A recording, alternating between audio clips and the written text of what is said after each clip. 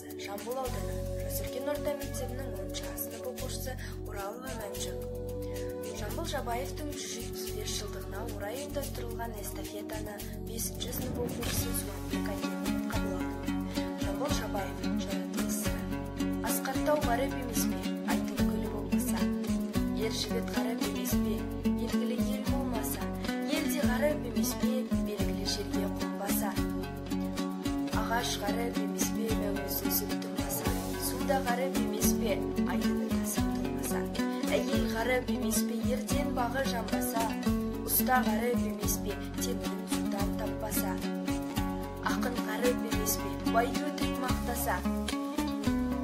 Заман ғарып емес пе, әділеттен аттаса. Жігіт ғарып емес пе, еңбек алға баспаса. Арғыма ғарып емес пе, арам тер болып ақсаса. Халық ғарып емес пе, айтқан іске аспаса. Малшы ғарып емес пе, малын жөндеп бақпаса. Ұста ғарып емес пе, ағашты дұрыс жолбаса. Заманның сыры емес пе, заманға қайғы жемес пе. Домбырасын